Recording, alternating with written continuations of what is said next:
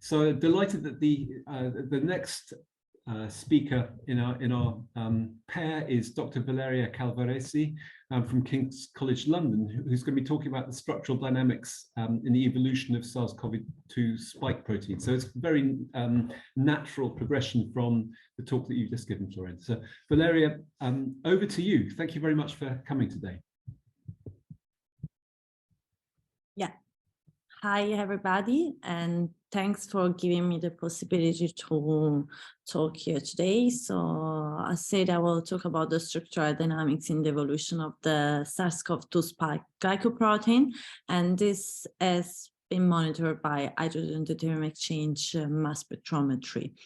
This is a work that has been done in collaboration with the Francis Crick Institute, in particular with a postdoc there, Anthony Robol.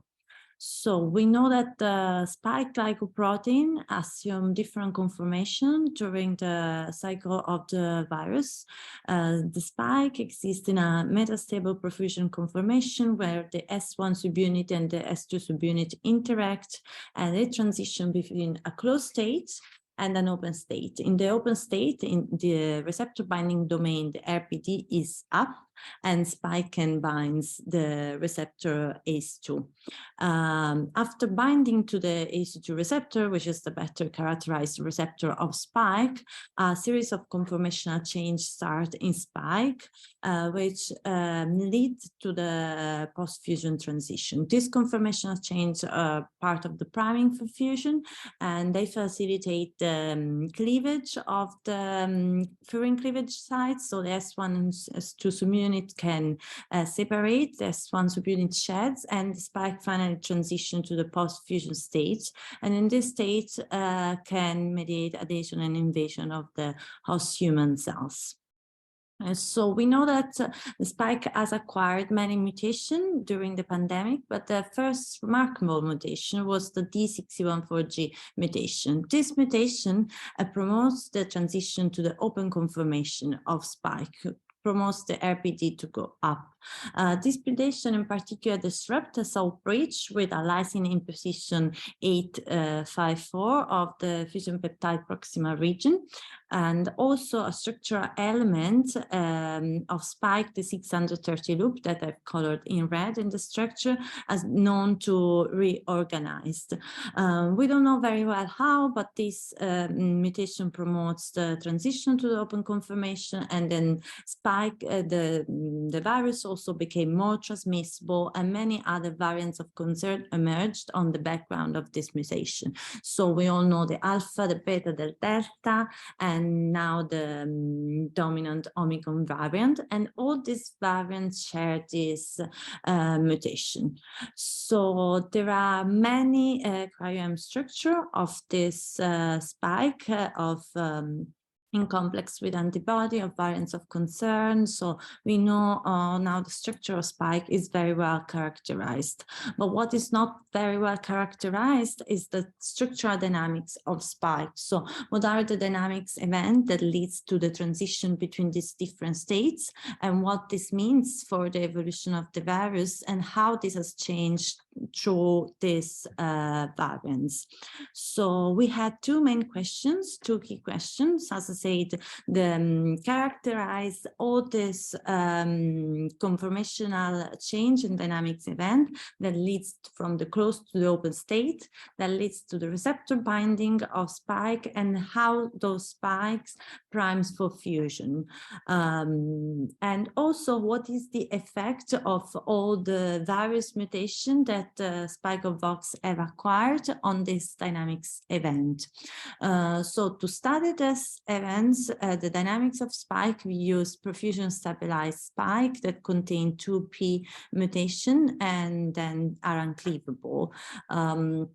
And the person who is present verified and co-supervised with me this project is Anthony Robol, as I said, at the Francis Crick Institute. So to monitor this dynamic event, we used a particular technique, as the title says, the hydrogen deuterium exchange mass spectrometry. So the hydrogen deuterium exchange of a protein is a natural phenomenon that happens when you solubilize a protein in a deuterated buffer. So the amides of of the backbone amide of the protein, where the hydrogen will start to exchange with the deuterium. And of very flexible solvent-exposed region, this exchange will happen very fast, and very buried region and non-solvent exposed, very solvent, this exchange will happen very slowly in the order of hours, days, or years, or not happening at all. So this HDX, hydrogen deuterium exchange, report on the dynamics of the protein itself. So in the standard HDX-MS workflow, what we do is exposing the protein to a deuterated buffer for a different time point to span the whole dynamics of the protein. And by monitoring how the exchange happen, we can report basically on the structural dynamics of the protein. The chemistry of the exchange allow this reaction to be stopped, to be quenched, and we do it by lowering pH and temperature 2.5 and 0 degree. And then to acquire localized information at peptide level, we simply digest the protein and we analyze this peptide mixture with LC-MS. So the deuterium is 1 Dalton heavier than the hydrogen. So you can clearly understand how mass spectrometry is very sensitive of mass. So we can really monitor how much deuterium every single peptide incorporates over time. So here you have a typical isotopic envelope that you can see on the M/Z scale will shift on the right, means that this particular peptide is incorporating deuterium. And if we do this for another state of the protein, for instance, a protein that has a ligand, we do exactly the same workflow, then we obtain, we can monitor the difference in HDX. So in HDX, we normally have a precise question and we compare two states. And when we have performed the experiment, we analyze the data, we obtain basically the uptake plot for every peptides, and then also we normally report this in what we call butterfly plots. So for every peptides at every time point, we will have the difference in HDX between two states. For instance, here you can see that a region on the protein is clearly stabilized by something that is happening. Here was another receptor, and then we also superimpose our data typically to cryo-hem or crystal structure. So we work very close to structural biologists to have a structure, and then we superimpose the dynamics data, and we have a complete view of what's happening on a protein in a particular situation. So when I think what HDX is, I say that HDX is like watching a movie of a protein or recording a movie. So a crystal structure is a single picture of a protein. Cryo-hem structures are like multiple pictures of a protein in very different conformation, and the HDX simply is the movie of a protein, of, in this case, of the horse riding.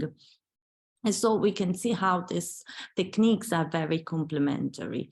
So now coming back to the aim of this project, as I said, I used HDX-MS, and as the first things, I compared HDX of all the variants, alpha, beta, delta, and omicron variant, and also the one ancestral spike to see G6014, that is was my reference strain to have the information we wanted. And then all the spike also in complex with the receptor AC2.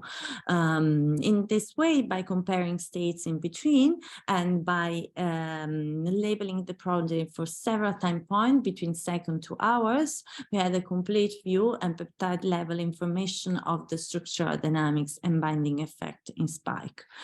So to answer the first question, how spike transition from closed to open conformation, what I did was simply comparing two states of the protein, the single mutant spike containing G6014 and one spike. So we know that G6014 spike is more open. The RBD goes up, lift up way more easily compared to one spike. And so this means that by comparing these two states, I will be able to say something about the dynamics of this transition. So first of all, what we observe that the 630 loop and the FPPR, as I said before, are more dynamic in G6014 spike, and this is an agreement with cryo structure. We have several regions that has more HTX, became more solvent exposed in G614, in particular the RBD and the core helices of the fusion peptide and the HR1 and the central helices, and they're colored in red in this structure. And this also the higher solvent accessibility in the RBD is expected. And what is surprisingly was seeing the reorganization, the rigidification of a domain that sits below the RBD, and this domain is the RBDS here, and it sits basically below the RBD, and is also called ST1. So if we plot this in I cannot, yes, if we plot this in the structure of single monomers on spikes, well, we can see very well how the conformational transition work. So this is the mutation in green. So it makes the FPPR becoming more dynamics, and the RBDS, the ST1, is positioned between the RBD and FPPR. So the since this segment becomes more dynamics, the RBDS rigidify, becomes more rigid, probably rotate, and allow the RBD to flip up. So you can see the allosteric axis that govern this this transition. So we studied the HTX of all the other spike of variants of concern, alpha, beta, delta, and omicron, to understand better how this mutation modulate this transition. I will not go into detail of this because it's very complex. I will just mention very briefly that some mutations that are very well characterized have been observed also in HTX to induce effect in common. For instance, this mutation in position 501 in the RBD of alpha and beta, and also mutation of the RBD share between the beta spike and the omicron spike that give flexibility to the RBD. What we saw is like that the core helices became more dynamics in general, but in the NTD we have a very different, very similar conformational effect of an overall increase of flexibility. So the NTD is of this variant doesn't have a mutation in common, but they all share the same conformational landscape. And when we map it on the structure, it maps essentially on the NTD antigenic supersite. So we have seen from the previous talk that the NTD is a site of for many neutralizing antibodies, and there is a very well characterized antigenic supersite. And what I found is that all these variants have this antigenic supersite highly destabilized. This could be a mechanism of immune escape. And also a way through these variants are selected and became dominant because perhaps can escape this NTD targeting map. But we could say more about the structure of these variants. So as I said before, there are many cryo-EM structure of these variants of concern.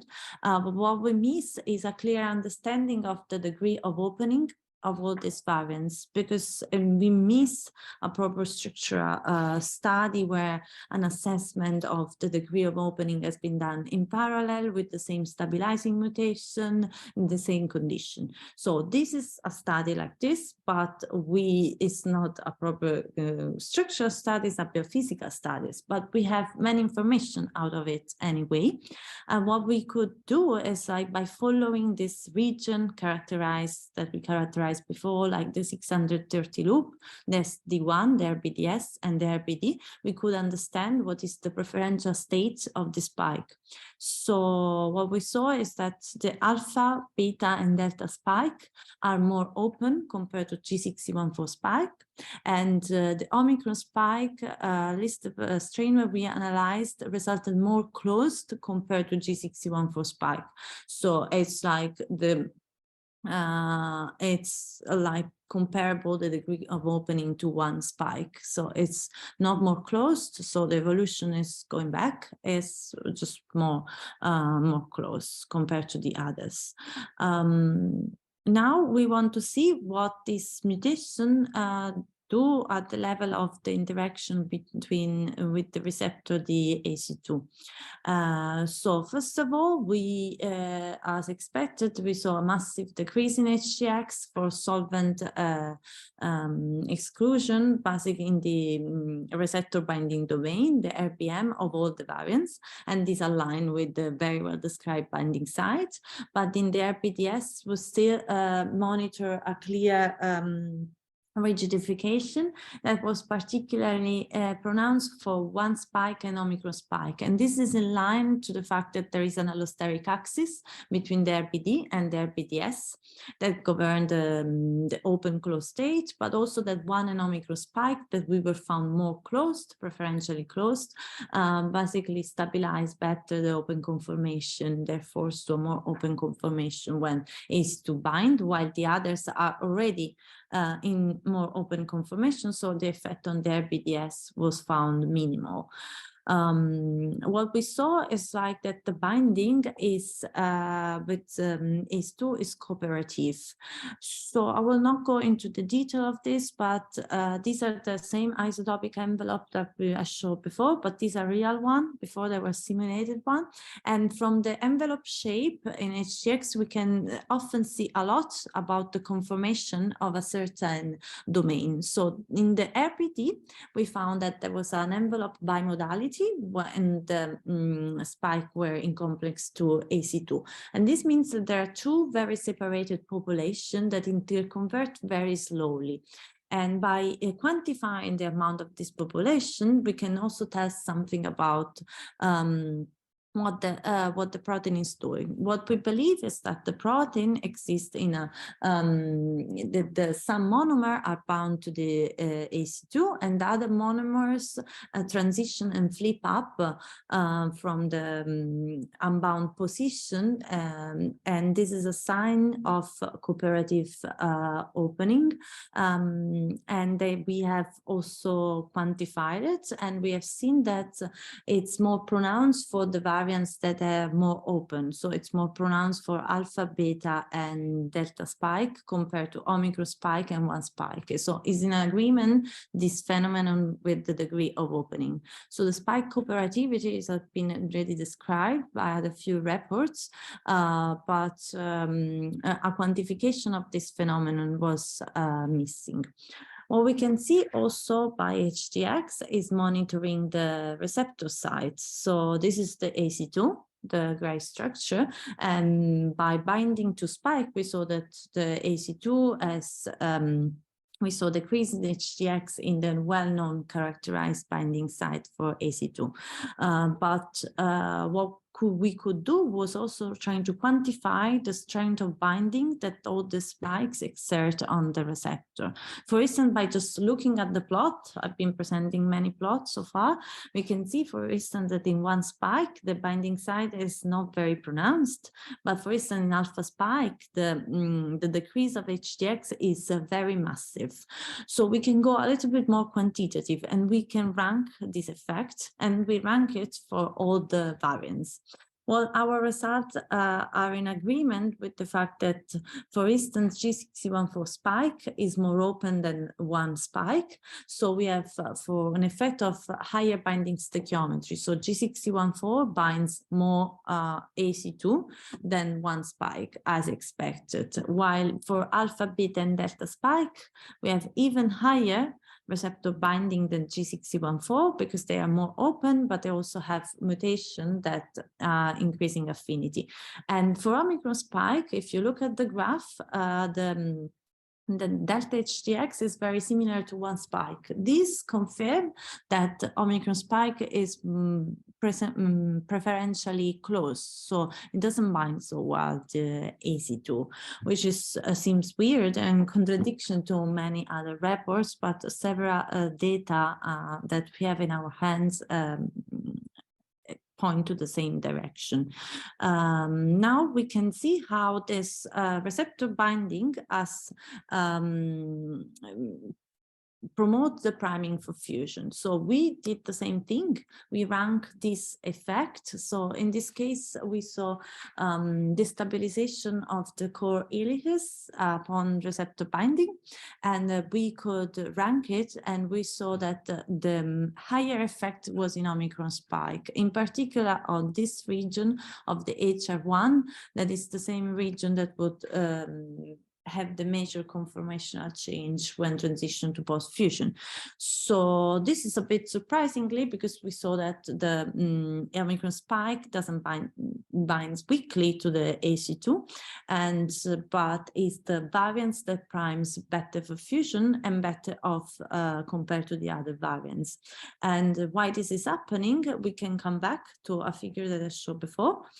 For instance, if we look at how is the conformational landscape of the beta spike and Omicron spike, we see that the core helices, the HR1 of Omicron spike is already very active, even in the absence of ACE2, look compared to beta spike. And when this, we activate the spike with the receptor, besides seeing a major stabilization of the RBD, also we see this core helices of HR1 activating even more, of Omicron spike activating even more. And this is due to these three mutations that are present in the Omicron spike in the HR1 is the single variant that has this mutation, and they are key for the priming for fusion. So Omicron spike, even in the unbound state, is pre-primed for fusion for the and this facilitates probably the transition to the post-fusion state.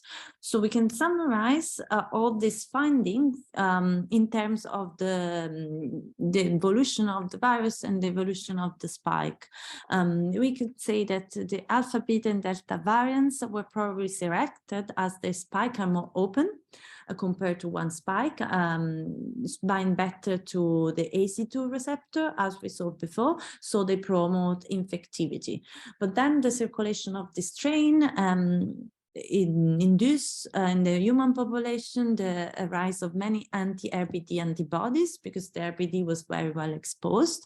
So at this point in the evolution of the virus, Omicron spike has emerged and became dominant, probably because it's more closed. So the fact that the RBD is high protect from the helps this virus to evade immunity to the RBD targeting map, but also comes with a trade-off to a cost for receptor binding.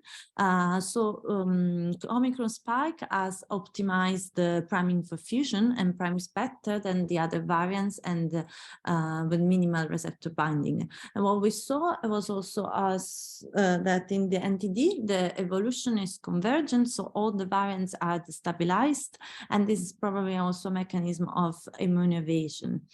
So all this funding has been will be soon published. This manuscript that we submitted has been accepted to Nature Communication. So if you want to read the whole story, it will be soon out. I just wanted briefly to mention that by HTX we can also do many other things like antibody binding, epitope mapping. So in this case, this was an antibody that we found binding to the ST1, the RPDS, which is a key domain. So to reconnect to the talk that we had before, I believe that these three antibodies, you couldn't understand where they're binding, not the NTD, not to the RPD, and not even to the S2. They may be binding to the RPDS. This is a very key domain for the spike, as we saw, and modulate the open and closed state transition. And we found that this particular antibody was also broadly neutralizing to other coronavirus. And also that through HTXMS, we understood that this binding promotes spike to open. And So you can also, with this technique, understand which is the conformational landscape that spike assume with antibody and target epitopes.